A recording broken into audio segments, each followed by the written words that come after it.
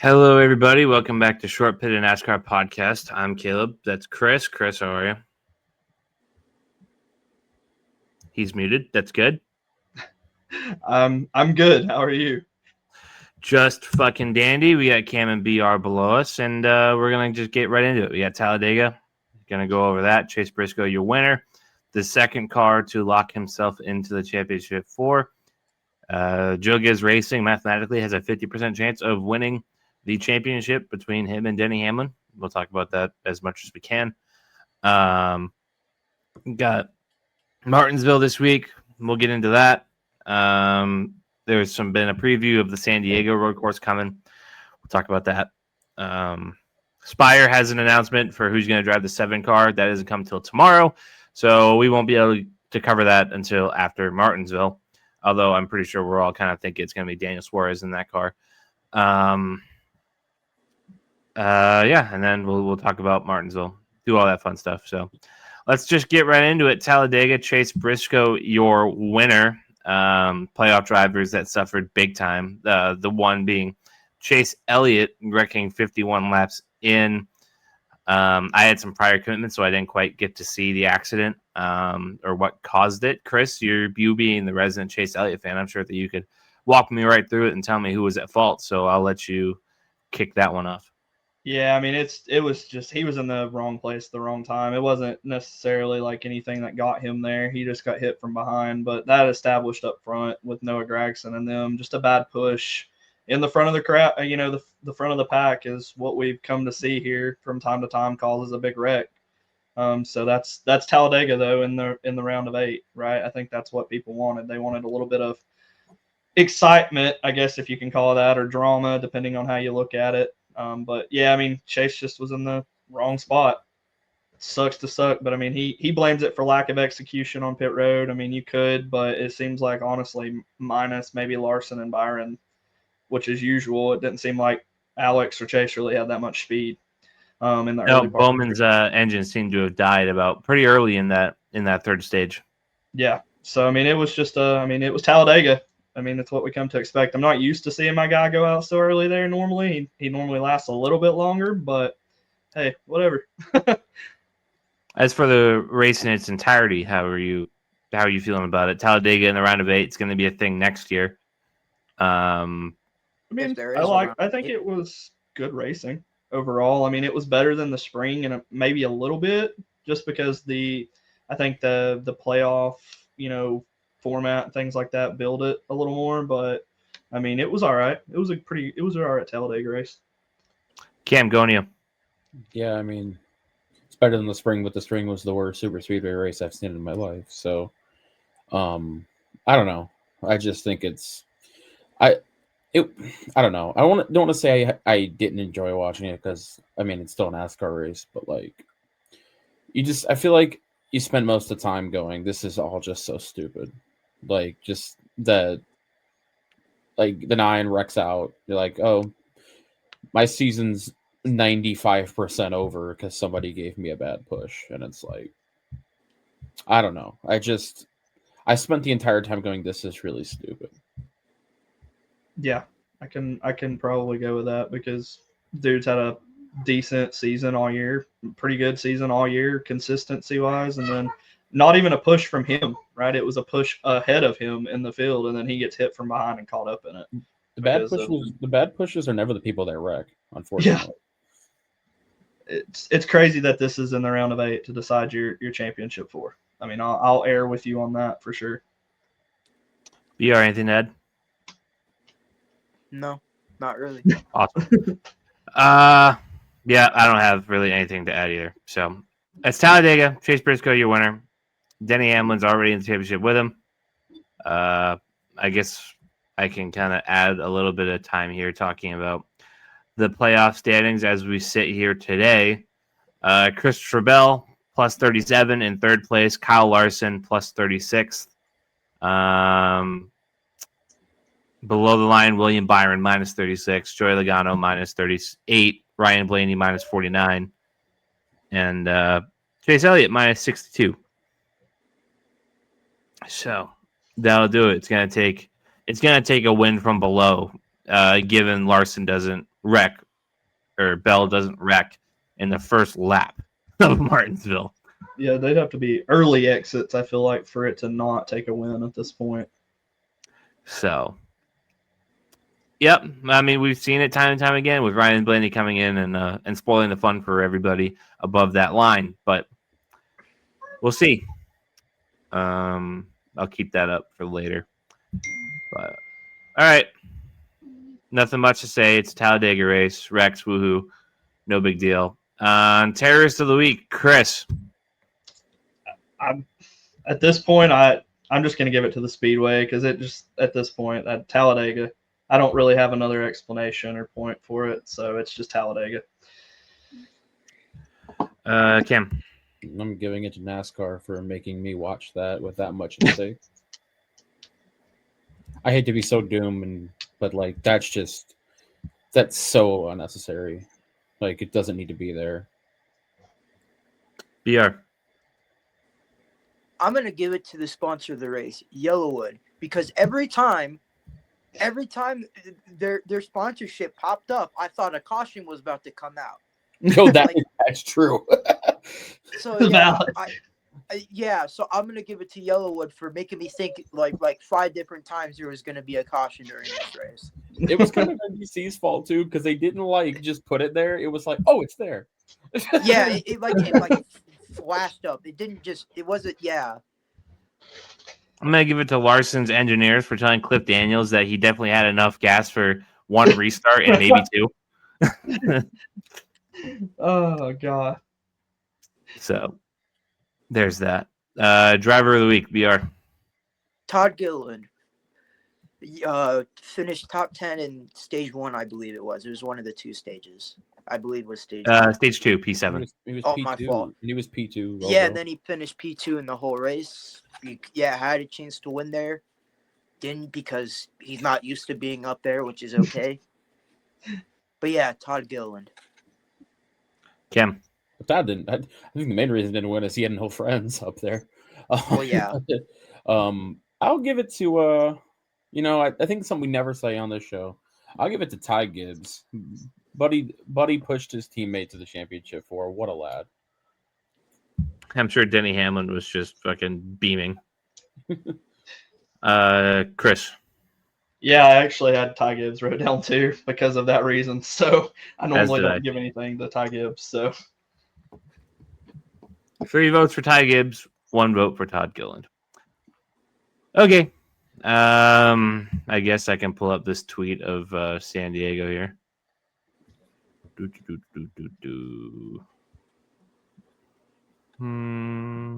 Share screen. Sure. There you go. Somebody explain what I'm looking at here. Well, if it comes. Come on. Yeah. I was gonna say, when I see it, I will. And BR's going off the screen. He'll be back. Yep, he's it's nothing I did, I promise. He's not here. There it is. Okay, technical difficulties aside, one of you track masters, tell me what I'm looking at here. I mean, it's kind of. I mean, even though it doesn't look like Chicago, it's kind of like Chicago in terms of the turns, which means SVG will probably win by 1 billion seconds. But there's like a video of it they did where it's like a walkthrough, and turn 5 is like really cool. It's like right in front of 2 aircraft carriers, and like 8, I think 7, 8, 9, 10, 11, 12 are all in front, like off of water too. Like the photography for that race is going to be crazy. Yeah, I think it. I mean, what is it? 16. Yeah, 16 turns, 3.4 miles. So it looks maybe a little faster in my opinion. Maybe but I'm not a road course guy. But I like the fact that it spreads around a little more. It's not so square and angular. 2 and 3 are going to be fucking wrecking zones. That's literally what I was thinking. It looks like straight 90-degree turns almost. So those are going to be interesting to see. But I think it'll be fun. I mean, it's a new track. Ty Jones in the water, yeah. But it should be faster though. I think you are right about that because like, especially like you look like 5, 7, 8, 13, 16. Like those are really high speed corners. for road course. Yeah, I think it, like you said, it'll be interesting to see. I'm sure SVG will dominate it because that's just what we've come to expect. To ruin now. the fun, obviously. Yeah, to ruin the fun, but it's going to be neat to see, like you said, the visuals of it on the water, the aircraft carrier, stuff like that. It's going to be cool on 4th of July, like that kind of like weekend too, to see all that. Is it bad that I'm like the most excited for the truck race just because it's going to be it's going to be so disastrous? A truck will end up in the water. Like it's well, one, Corey Heim, if he's still in that series, is going to win by another billion seconds. But if he's not, then it's literally just going to be people just wiping themselves out. Like they don't really run a lot of road courses down there. I think they just run like Lime Rock and maybe the Glen, maybe. Yeah. So this is going to be different for them. Yeah, I think it's going to be cool. I mean, overall, it's new and shiny. I think is the big thing. We're all talking about it, right? We'll see how it actually turns out on race day. But still going to be cool. I'm down for it at this point. All right, there's your San Diego minute. Obviously, Spire is going to have the announcement in about a little less than 24 hours, a little over 23 hours at this point. Talking about who's going to be taking over Justin Haley in the 7. Is there anybody in our attendance today that doesn't think that Daniel Suarez is going to be in that car next year? Probably not. I think it'll be Suarez, but I do think there's like a larger than 1 but less than 10% chance it's Corey Heim. That could shake some people up. That would shake some things up. Because Corey there was Heim. a lot of talk and rumor and whisper about Corey Heim getting in that car when they were talking about booting Haley midseason multiple times. I'm saying I have no sources on that. I'm just saying it's a very low chance, but it's a non-zero chance. But I do think it'll be Suarez. Yeah. Yeah, I mean, as quick as the turnaround is, I feel like it almost has to be, right? Like, and he said, and when they announced Zilich, he basically was like, "Yeah, I don't care." Like he literally was like, "Yeah, I don't care. I have something else." yeah. Yep, I think I'm it's not gonna be seeing Suarez. anything that's close to leaking the news. Yeah. I don't know if that's true or not, but apparently there's this Talking NASCAR account that says it's only got 4 likes, but it says according to Jordan Bianchi, Daniel Suarez will drive the number 7. So I don't know if that's something Jordan said on a podcast that I didn't read or I didn't watch. It would be very Bianchi to just leak it for fun. So I buy it. Yeah. I could easily see that. I mean, he Bianchi- probably could have said it at the teardown, but I mean, I'm just saying Bianchi's well known to throw out his journalistic ethics for the sake of being first. which I'm for. Yeah. I mean, hey, whatever. Throw it out there at this point. I mean, you think about it though. Chevrolet Has the doesn't have balls to another do what Jeff Gluck won't. Chevrolet doesn't have another pipeline driver though, like that's gleaming and shiny and, in my opinion, ready for the Cup Series because Zilich has already got that seat. He's going. He was the only one. Even then, Suarez isn't exactly a diamond, but he's better than anything I feel like maybe they've got. He's got money is the thing, and also like when you start talking about Spire's money, the pipeline doesn't even matter. They can go get anybody, but apparently the whole industry hates Corey Heim. His personality just must be garbage at this point. Like, I don't know. Behind the Like, scenes, I've never seen the guy talk. Yeah, I've never heard him say I mean, a I word. have. It's no more or less personality than the average Hendrick driver, but so you're telling me it's just post race thanks and a little bit of gratitude. Pretty much. Oh, I mean, whatever. And Good. before it's Carl Edwards in the 7. I think that would crash the site of Twitter if Carl Edwards jumped in this out. And like, how long would he even stay there? Like, he would legit go for a year and get bored. Like, he'd be like, "Yeah, that's it. I'm good." Thanks. DraftKings. Okay. We got matchups this week. Woo! Christopher Bell versus Kyle Larson. Ooh, I'm gonna go Larson just for Hendrick. It's Martinsville, so I mean, why not? as much as he struggled at Martinsville over the course of his career, the last couple of years, he's just been straight up better than Bell. Since 2022, his lowest finish is 6th. Yeah. Before that, before Hendrick, he was garbage there. But at Very Hendrick, rarely, if ever good, it feels he like. figured that out. Even in 2021, he wasn't great his first year there. He figured it out. I think that's just Hendrick makes that their second home besides Charlotte, so they're just like, screw it, we're gonna go dominate. It's just literally just Hendrick, Ryan Blaney, and a random Hamlin win at time, a Hamlin or Truex win. That's Martinsville. Okay, so we're all going with Larson. Hendrick on Hendrick violence. Elliott versus Byron. Elliott. I'm going with my guy. I mean, I'm a homer. That's nothing new, but I'm gonna go with my guy. I gotta see William Byron show up at a track sometime soon. That's not a mile and a half before I pick him in anything. He had a P6 last fall. Before that, P13. I believe his car was a shitbox in 23. Yeah. In 22, he was 7th. So probably be a top 10, but I think Elliott's just got the higher ceiling there.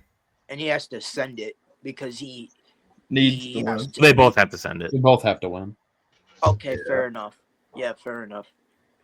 Denny Hamlin versus Chase Briscoe. 2 guys already locked in. Hamlin. I mean, any, mini, miny Hamlin.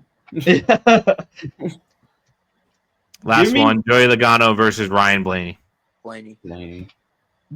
Yeah, I don't like Logano on short tracks. Put all that together, it's plus 703. Bet $10, you make 80.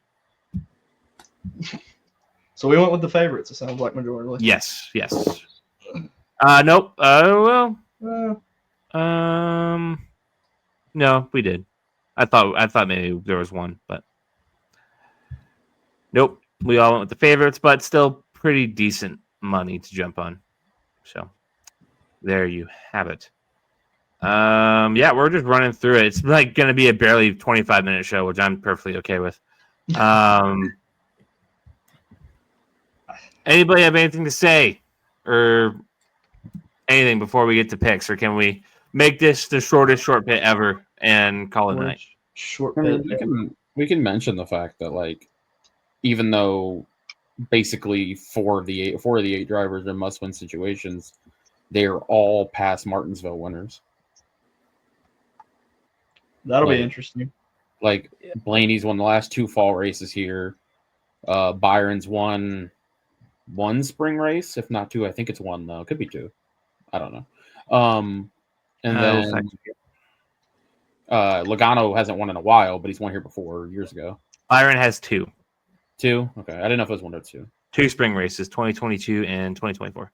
Yeah, Chase won the fall race the year he won his championship too, to get into the championship 4. So I mean, it just feels like I know I'm a Blaney fan, but it just feels like I'm not going to really even have any emotion towards it till I'm like, okay, someone beat him in the fall. Someone beat him at this race. Logano hasn't won here since 2018. He moved Truex into the grandstands to win that one. Yeah. But that was he may have won the battle, but he not won the Dan Moore thing, even though he did win the Dan Moore the next week. Yeah, he won. Yeah, he won the Moore thing. It's a horrible 2-week stretch. Yeah, Byron's got 2, Blaney's got 2, Seabell's got 1, Danny's got 1, Larson's got 1 in the next gen era. And also, you just got to look back at the last time we saw these cars on something that resembles Martinsville. Who was the fastest team? Penske by a long mile. So that's what Hamlin's been saying it too. When he was like, you're telling me I could have eliminated Logano instead of Ross Chastain? Come on. Their competitors even are starting to pick it up that they're a threat no matter who it is at Phoenix. Because it's if they can avoid one getting in, if they can avoid Blaney or Logano winning on Sunday, then it's sorry to this man, Kyle Larson, but it's a 3-way Toyota fight to win that. Hendrick has shown me nothing. Pulls out some voodoo and they could, but in terms of pure speed, I haven't seen anything that would tell me Hendrick is going to contend with them. At least on those tracks. Yeah. Ty Gibbs' job on Sunday is to punt the 12 and 22. They're gonna be like, all right, your job is to prevent these two from winning. If you get if you die, so be it. I think the better question is, and we'll know more next week, but how disappointing is it if 3 Gibbs cars get in and they don't win the championship, hypothetically? All that would be That'd an be- all-time collapse. I don't even know how does that even happen? Because like, okay, maybe Larson ends up being competitively fast, but you have to fight off 3 cars that are probably going to be basically held into a room all weekend going, you motherfuckers, you have a 75% chance of winning this. If you run into each other, we will kill you.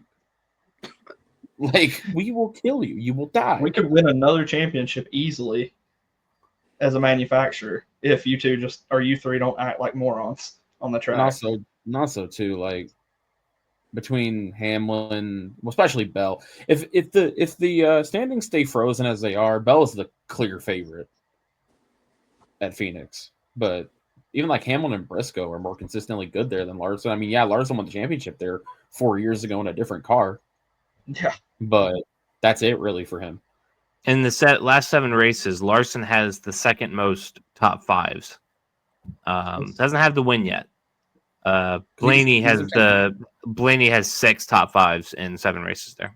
And no wins. Toyota goes into Phoenix and has massive brake issues. That would be. I mean, Last year, or no, the year before. It was the year before, not last year. Yeah, that disqualified Bell at Phoenix. He had the best car before his brakes went out. Yeah, him and Blaney had the 2 best cars by far. Like, it would have been a straight up knife fight between the two, and his brake rotor just blew out. Yeah, I mean, brakes are not. I don't think I want to go to a high braking track if I drive a Toyota here recently. In recent years, it feels like, especially a 2311 Toyota. all right. Picks. Who's winning at Martinsville? Raise your hand if you think Ryan Blaney is going to win at Martinsville. Hey, I got to do it. He hasn't lost it in 2 years. I'm going with my guy just because I need some fucking confidence and some good. Hey, look, picking my guy has never gone well for me. Good luck to you. Yeah, it never goes well for me either. So he was leading with 10 laps to go last year. I see the vision. I'm going with him. Fuck it. Ryan Blaney's plus 400. Chase Elliott's plus 650. Just all right, let friends. people know. If it does somehow happen, it will be amazing for me. And I will be. And if it goes to the Phoenix and then is at least competitive, I think I'll end the year on a happy note. Especially if he's racing 3 fucking Toyotas. If Blaney does win and it makes it where there's 3 Gibbs cars and a Penske car, the like median NASCAR fan on Twitter is going to be in like nuclear meltdown. Yeah. All right, friends. That'll do it. Chris, what do we got coming this week? Picks piece. That's probably about it this week. I'll do power rankings before the championship. Sick. All right. We'll see y'all then. 2 more shows to go. And we'll figure out what the hell happens after that. So That's right. we'll see you then.